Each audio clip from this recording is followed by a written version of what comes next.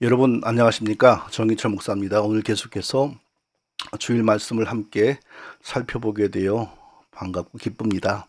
요한계시록 4장 10절 11절을 살펴보겠습니다. 요한계시록 40번째로 40번째로 살펴보는 시간입니다.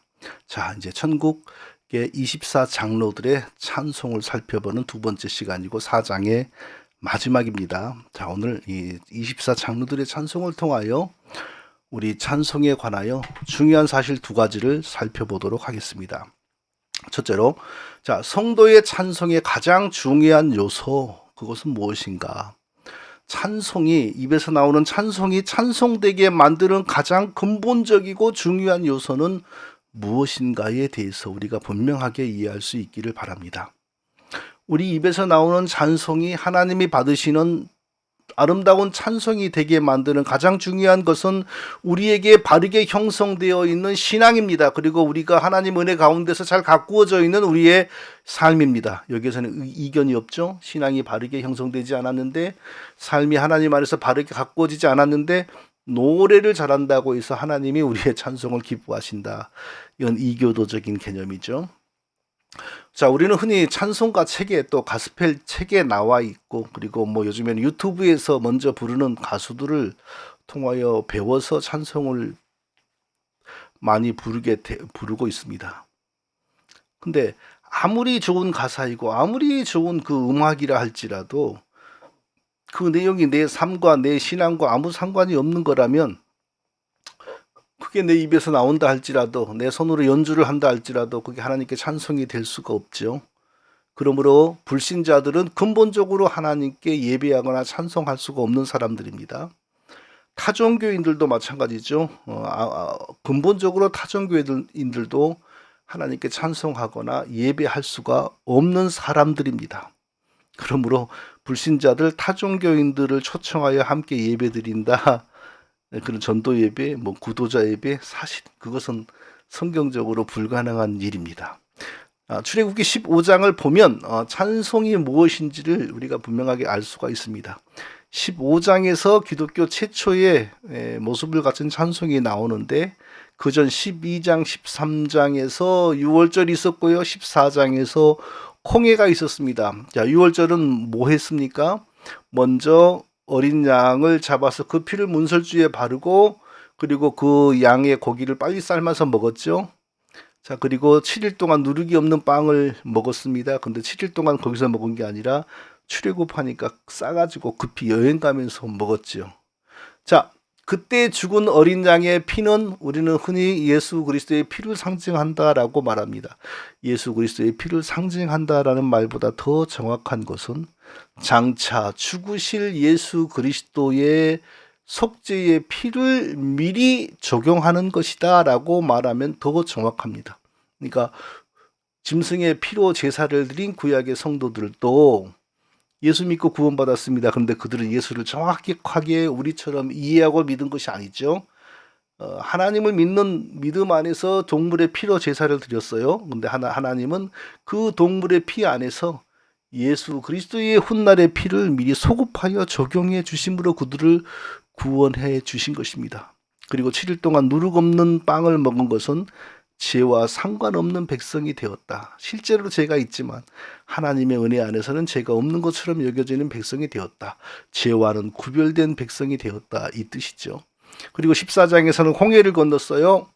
홍해를 건널 때 처음으로 구원을 받은 게 아니라 구원받은 하나님 백성을 하나님이 어떻게 지키시고 어떻게 보호하시는지를 체험을 했죠.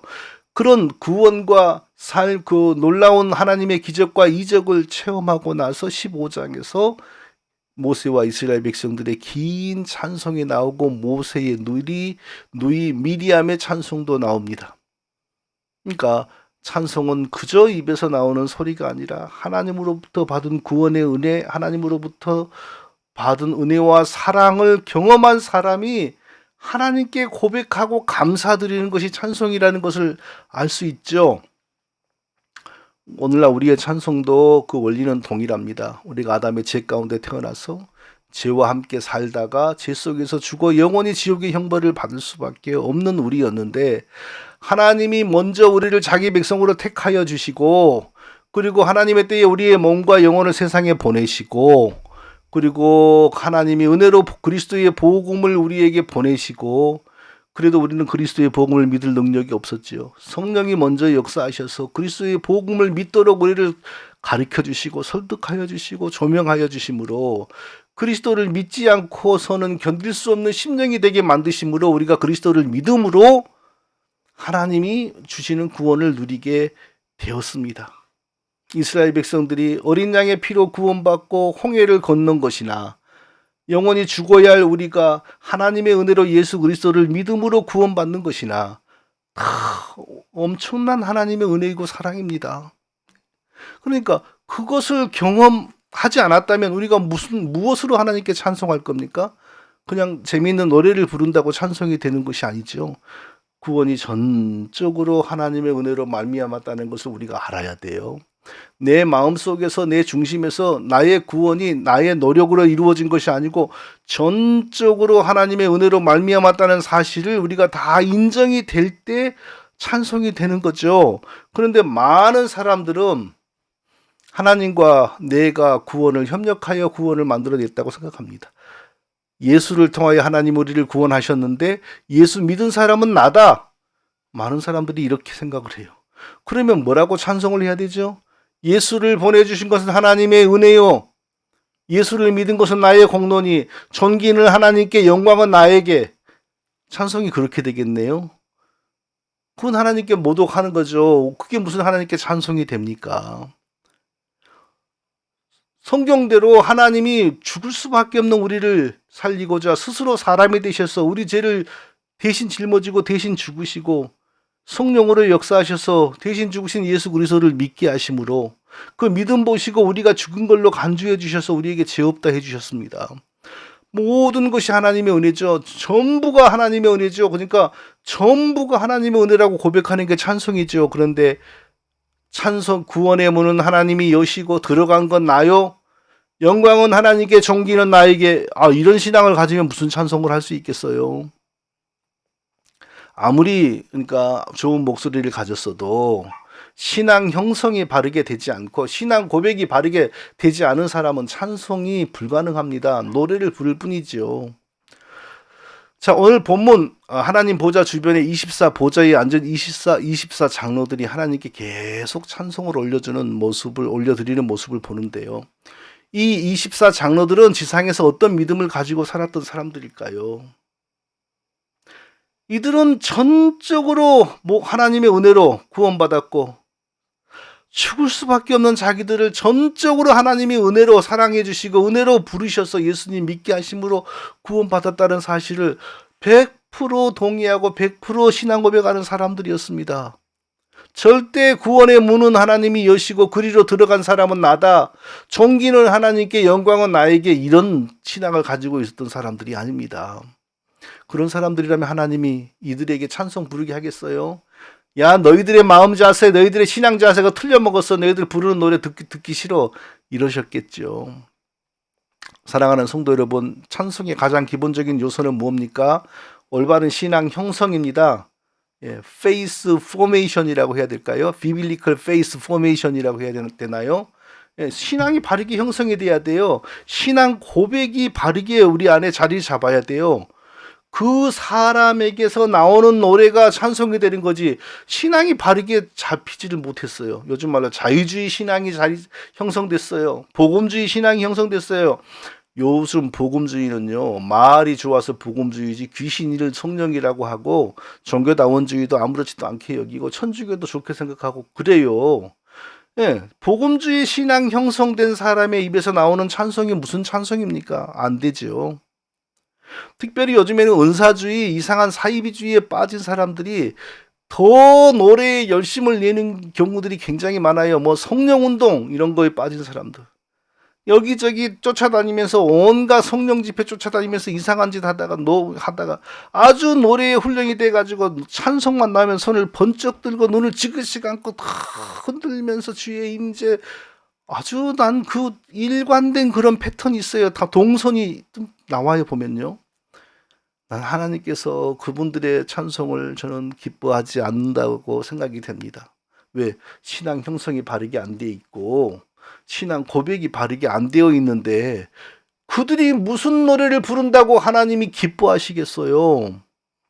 하나님이 기뻐하지 않은 사람, 하나님이 기뻐하지 않은 신앙 형성을 가진 사람들은 무슨 노래를 불러도 하나님이 기뻐하지 않으세요. 하나님 보좌 주변에 24 보좌가 있고 거기에 앉아 있는 24 장로들이 쉬지 않고 하나님께 찬양을 올려드린다라고 오늘 본문에 나옵니다. 왜 하나님께서 그들이 쉬지 않고 찬송을 하도록 허락하시겠어요? 그들이 지상에서 정말 신앙을 바르게 이해하고 바르게 실천하고 말씀을 바르게 이해하고 바르게 붙들고 바르게 전도하고 하나님께 바르게 순종했던 사람들이니까 그들의 찬송을 하나님이 기뻐하시죠.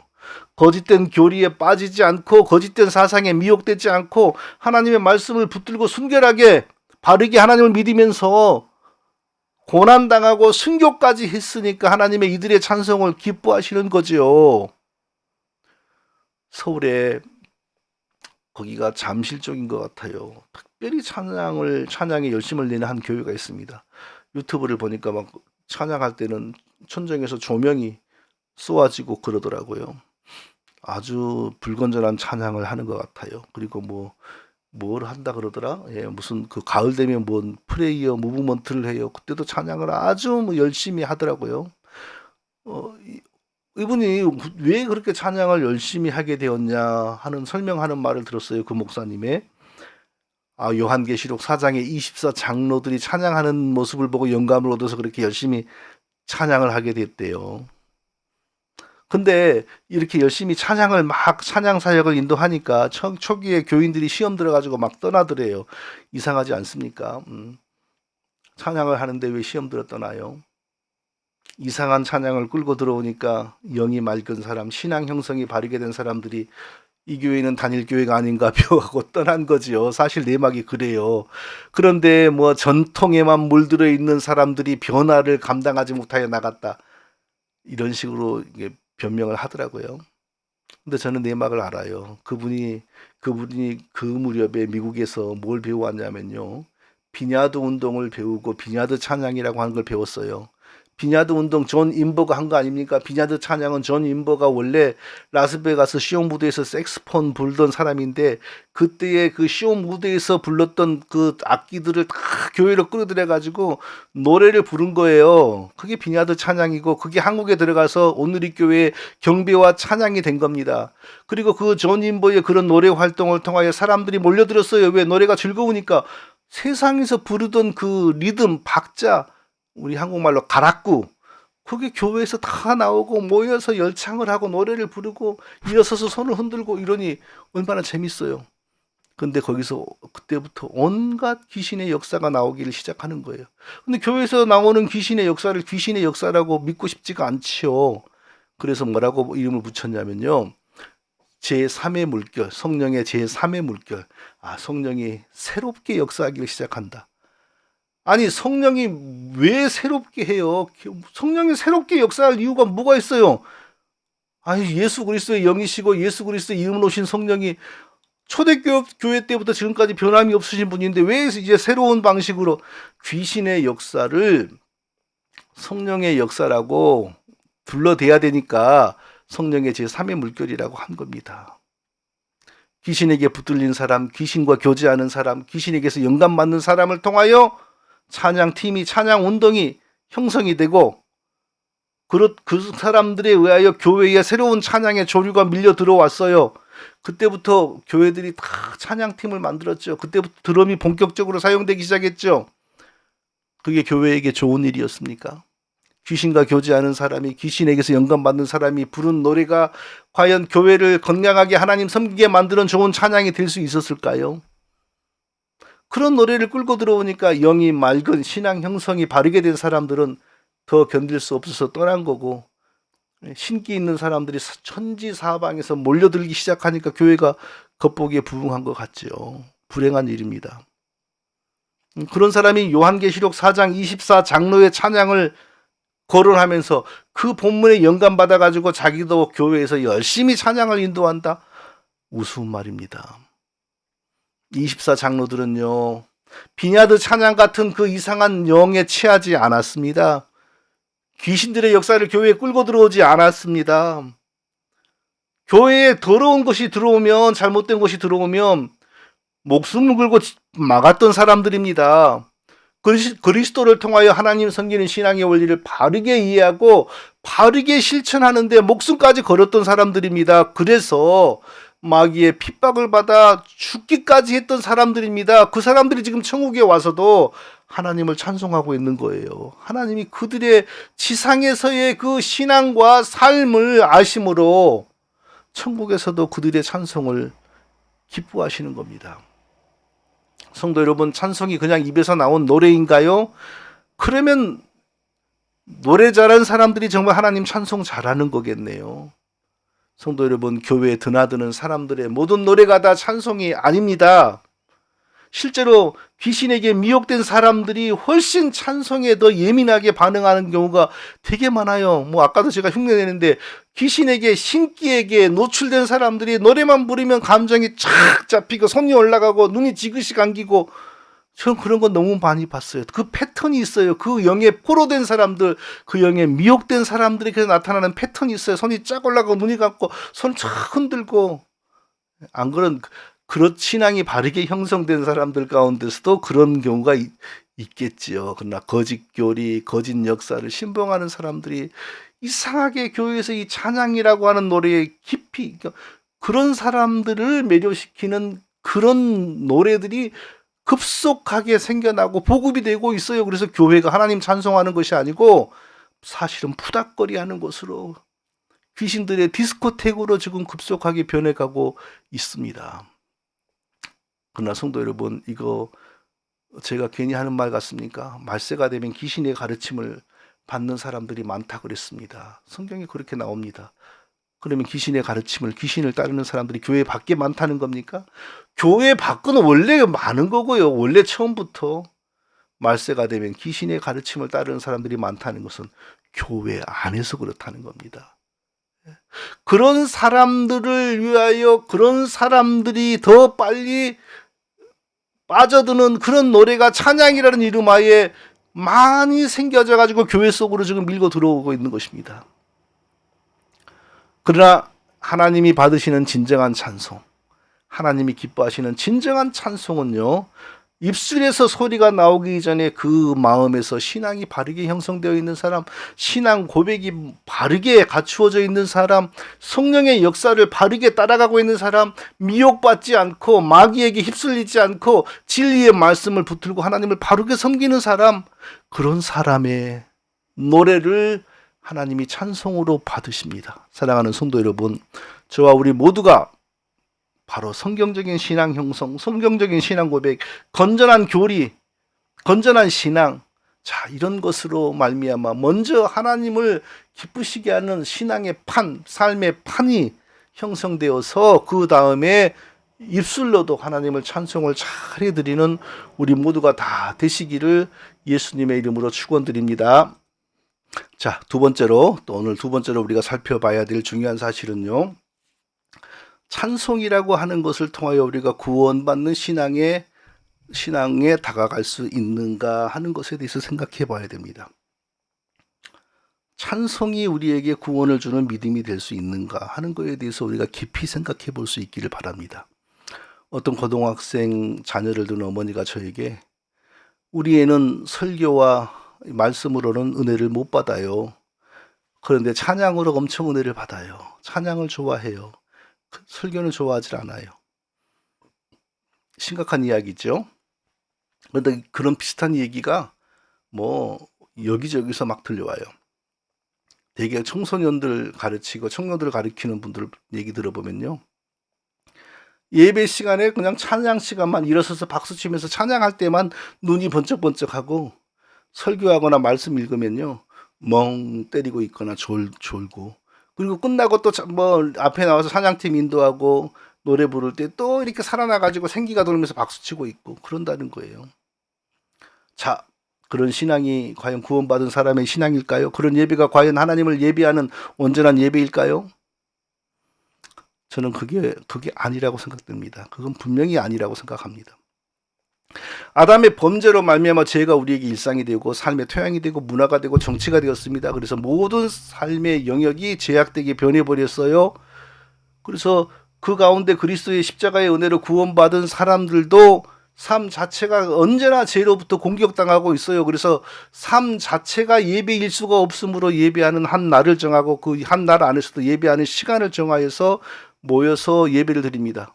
교회 가는 날로 일요일로 정하고 주일을 정하고 그 주일 안에서도 몇 시부터 몇 시까지 어디서 모여서 예배드리고 이렇게 함으로 인하여 죄의 영향이 가장 적은 환경을 조성하여 하나님을 예배하는 게 우리의 예배와 찬송의 방식이 되었지요. 자, 그러면 예배 드리는 날이 우리에게는 가장 중요한 날이죠. 하나님 안에서 우리가 가장 복된 날은 예배 드리는 날이죠. 예배 드리는 날 안에서도 가장 중요한 시간이 예배 시간이죠. 예배 시간에서도 가장 중요한 시간은 어떤 시간일까요? 일어나서 이렇게 박수치면서 찬송하는 시간일까요? 아닙니다. 말씀을 듣는 시간입니다. 왜 그럴까요? 하나님은 말씀이라. 성경에서 그러지 않습니까? 말씀이 곧 하나님이라. 하나님이 자기를 어떻게 드러내시고 계시하셨습니까? 말씀으로. 하나님이 말씀으로 자기를 우리에게 드러내셨어요. 하나님이 자기의 뜻과 계획과 목적을 말씀으로, 그리고 그 말씀을 가장 선명하게 우리가 보고 이해할 수 있도록 예수 그리스도를 보내셨어요. 그러니까 말씀과 예수 그리스도가 우리가 하나님을 이해하고 배우고 구원받는 데 있어서 가장 중요하고 직접적인 겁니다. 하나님은 말씀으로 우리를 먹이시고 살리시고 입히셨어요. 너희가 거듭난 것은 썩어질 씨로 된 것이 아니요 썩지 아니할 씨로 된 것이니 살아있고 항상 있는 하나님의 말씀으로 되었느니라. 살아있고 항상 있는 하나님의 말씀으로 되었느니라. 우리가 어떻게 구원받았습니까? 어떻게 지금 우리가 생명이 유지되고 있습니까? 살아있고 항상 있는 하나님의 말씀으로 되었느니라. 하나님은 지금도 우리를 말씀으로 먹이시고 말씀으로 입히시고 말씀으로 살리고 있습니다. 처음에 우리를 거듭나게 하신 것도 성령의 역사, 성령의 말씀으로 그리하신 것입니다. 그러므로 우리가 영원히 지금 살아있다면 가장 우리가 중시하고 가장 좋아하고 가장 사모하는 것은 무엇일까요? 노래? 그럴 수가 없어요. 하나님의 말씀입니다. 구원받은 사람에게서 가장 중요한 것은 하나님의 말씀입니다. 이것은 너 하나님 말씀을 중요시해야 돼. 너 하나님 말씀이 너의 중요하다는 걸 알아야 돼. 이렇게 말하지 않아도 저절로 나오는 영적 본성이 되는 겁니다. 왜? 어린아이가 새로 태어나면 못 찾습니까? 어머니의 젖을 찾죠. 사슴이 배고프고 목마르면 뭘 찾습니까? 시냇물을 찾죠. 본성이잖아요. 우리가 살면 말씀, 성령의 역사로 말씀과 더불어 살아가면 그때부터는 말씀을 가장 중요하게 여깁니다. 말씀을 사모합니다. 말씀을 향하게 됩니다. 그러므로 우리에게서 가장 복된 날은 예배드리는 날. 예배드리는 날 중에서 가장 복된 시간은 예배하는 시간. 예배 시간에서 가장 복되고 귀한 시간은 바로 하나님의 말씀을 듣고 배우는 설교 시간, 성경 공부 시간이죠. 설교를 통하여 말씀을 통하여 살아계신 하나님의 역사하심, 터치하심, 하나님이 직접적으로 내게 주시는 영향을 느끼는 것은 가장 복 있는 복된 일입니다. 바로 그런 경험이 있으면 그 예배는 살아있는 영적인 예배입니다. 영적 예배가 우리의 삶을 변화시킵니다. 그러므로 우리가 구원받았으나 이 죄 가운데 죄가 역사하는 세상 속에서 살면서 하나님 섬길 수밖에 없는, 그리고 그 속에서 우리가 하나님 섬겨야 하는데 우리에게 가장 중요한 것은 이 살아있는 영적 예배를 우리가 맛보고 경험하는 것이고, 살아있는 영적 예배가 되기 위해서는 말씀 가운데 하나님의 역사를 경험하고 터치받는 것입니다. 그러니까 설교가 우리에게 가장 중요한 것이죠. 그러니까 여기에 대해서는 토를 달 수가 없어요. 구원받은 사람이라면, 하나님의 자녀라면 예배 중에서도 말씀의 시간이 가장 중요하다는 것에 대해서는 이견이 없어요. 그런데 요즘 기독교가 점점 이상해지고 있지 않습니까? 예배 중심의 말씀이 아니라 찬양 중심의, 말씀 중심의 예배가 아니라 찬양 중심의 예배로 자꾸 변해가요. 시작할 때 찬양 20분간 요란하게 혼을 빼버립니다. 아예 정신을 빼버립니다. 그리고 성경 본문 읽으면 멍 때리고, 설교하면 졸고, 그리고 또 뭐 기도하고 난 다음에 찬양한 다음에 눈을 부시시 뜨고 일어나서 열심으로 노래를 부르고, 이런 건 예배가 아니잖아요. 노래에 심취되는 것을 좋은 신앙이라고 성경은 말하지 않습니다. 노래라고 하지 않고 찬송이라고 부른다고 할지라도 그게 찬송이 되는 것이 아닙니다. 올바른 신앙 형성, 올바른 신앙 고백, 말씀을 통한 하나님 체험, 하나님 이해가 없는 사람이 노래를 막 부른다고 무슨 그게 찬송이 됩니까? 죄 용서받고 하나님의 자녀가 되게 만드는 건 절대 노래가 아닙니다. 찬송이 아닙니다. 하나님의 말씀이 우리를 그렇게 만드는데, 성령의 역사로 하나님의 말씀을 통하여 우리가 새로 거듭나고 먹고 자라고 성장하는 겁니다. 절대 성령의 역사 가운데 찬양을 통하여 우리가 거듭나고 먹고 자라가는 거 아닙니다. 언제부터 찬양이 기독교 그 자체가 되었습니까? 무슨 집회만 하면 앞에 의뢰의 목사는 기타를 메고 나가고 그 옆에 코러스라고 합니까? 노래를, 그게 저는 정말 찬송인지 퍼포먼스인지, 자기들 퍼포먼스도 해요. 근데 요즘에 또 찬송가도요, 뭘 꼬아요 그렇고, 가사는 십자가인데요, 십자가 느낌은 전혀 안 들고 디스코텍 느낌이 들게 노래를 불러요. 무슨 찬송이 됩니까? 그래가지고 자기들 그런 퍼포먼스 하고 나서 성경 본문 있고 설교식 하고 또 끝나면 의뢰인이 나가서 또 앞에서 그렇게 하고 있고, 큰일입니다. 큰일입니다. 그게 무슨 찬송입니까? 말씀에서 흥미를 느끼지도 않고 말씀에서는 땡기는 것도 없고, 그러나 정작 하나님 우리를 살리고 먹이고 입히는 것은 말씀인데, 그러니까 말씀에서는 아무런 감성이나 느낌이 없고 노래만 부른다? 기독교인 아닙니다. 구원받은 사람 아닙니다. 특히 오늘날의 찬양은요, 미혹된 사람, 귀신 들린 사람들이 아주 좋아하는 구조로 만들어진 게 너무 많아요.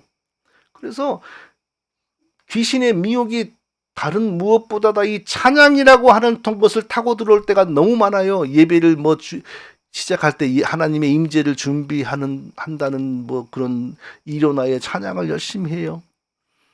아주 거짓되고 바보 멍청이 같은 소리입니다. 찬양으로 하나님의 임재를 준비합니까? 누가 그렇게 가르쳤습니까? 노래를 부르면 하나님이 임재합니까? 하나님이 무슨 코브라입니까? 항아리 속에 코브라 집어넣고 그 앞에서 인도의 그 사람들이 피리를 불면 코브라가 고개를 뾰족하게 들고 일어나고, 하나님이 코브라입니까? 하나님의 노래로 하나님의 임재를 불러와요. 그게 다 귀신의 역사를 성령의 역사로 치장하는 성령 운동에서 나오는 이론들입니다. 거짓 성령, 이단적인 성령 운동에서 나오는 이론들입니다. 하나님의 임재는 무슨 노래나 뭘 통하여 오는 게 아니고요, 이미 예수 믿게 하심으로 하나님 우리 속에 거하고 계세요. 그리스도의 피 공로로 죄 용서 받은 사람 안에 하나님이 친밀히 거하고 있어요. 하나님이 친밀히 거하지 않은 사람은 애시당초 찬양할 자격도 없는 거고 찬양하고는 상관도 없는 사람이에요. 찬양한다는 사람은 이미 그리스도의 피 공로를 입고 하나님이 친밀히 내주하고 있는 사람이에요. 그런데 뭔 찬양을 통하여 하나님의 임재를 불러오기는 뭘 불러와요? 그게 다 이교도들의 개념이에요. 그게 다 무당들의 푸닥거리 개념이에요. 신내림이 있게 만들기 위하여 장고 깽고리 막 부르잖아요. 귀신의 임재를 준비하잖아요. 지금 우리가 교회에서 노래 부르는 사람들이 되게 지금 그런 모습으로 변해가고 있어요. 성령의 임재를 위하여 찬양을 부른다. 하나님의 임재를 위하여 찬양을 부른다. 기독교하고는 아무런 상관이 없어요. 되게 그런 이론으로 이단 사상을 끌고 들어온 사람들이 보면 그런 노래도 다 앞장서서 불렀습니다. 그런 노래를 앞장서서 부르는 것에 복음이 없습니다. 올바른 신앙 형성이 없습니다. 올바른 신앙 고백이 없습니다. 그런데 노래가 막 발달해요. 노래가 발달하면 나이트클럽에 사람이 많은 것처럼 종교성 있고 그런 사람들 당연히 교회에 모이죠. 젊은 사람들 많이 모이죠. 그러나 거기에 어디 하나님의 말씀이 있습니까? 거기에 무슨 거듭나게 하는 성령의 역사가 있습니까? 심각합니다. 차라리 노래 부르지 않는 것이 훨씬 좋을 뻔한 일들이 지금 막 벌어지고 있어요. 사랑하는 성도 여러분, 요한계시록 4장의 24 장로들의 찬양은 왜 귀하고 하나님이 그들의 찬양을 기뻐하실까요? 그들은 천국에 오기 전 지상에서 신앙이 바르게 형성된 사람들이요, 말씀을 바르게 이해한 사람들이요, 말씀을 바르게 붙들고 실천했던 사람들이고, 귀신에게 미혹받아서 이상한 거 쫓아다닌 적이 없고요, 오직 성령의 인도하심을 따라 성령의 역사를 따라 말씀대로 살면서 교회를 바르게 섬겼던 성도들이었기 때문에 하나님이 그들의 찬송을 기뻐하신 겁니다. 그래서 그들은 지상에서도 그렇게 찬송을 드렸고, 그들을 너무너무 사랑하시고 기뻐하신 하나님께서 천국에 오고 난 후에도 그들의 찬송을 기뻐하시는 겁니다. 사랑하는 성도 여러분, 우리도 지상에 있는 동안에 올바른 신앙 형성, 올바른 신앙 고백, 건전한 교리, 건전한 신앙에 기반하여 바르게 찬송하는 사람들이 되시고, 죽어서도 나중에 하나님이 더 듣고 싶다, 좀 더 여기서도 불러라, 그렇게 하나님이 말씀하시는 우리 모두가 다 되시기를 예수님의 이름으로 축원드립니다. 거룩하신 아버지 하나님, 찬송이 그저 우리 입에서 나오는 소리가 아니라 우리의 올바른 신앙 형성과 신앙 고백에서 시작하고, 올바른 신앙 이해와 신앙 실천을 통하여 우리의 찬송이 진정 하나님께 드려지는 찬송이 되게 한다는 것을 오늘 우리가 들었습니다. 하나님, 그저 우리가 노래하는 노래의 감성과 악기 소리를 따라가는 것이 아니라 바르게 신앙이 형성이 되고 바르게 실천하고 하나님을 바르게 이해하며 삶으로 더 하나님을 찬송하는 우리 모두가 다 되게 하여 주시옵소서. 예수님의 이름으로 기도합니다. 아멘.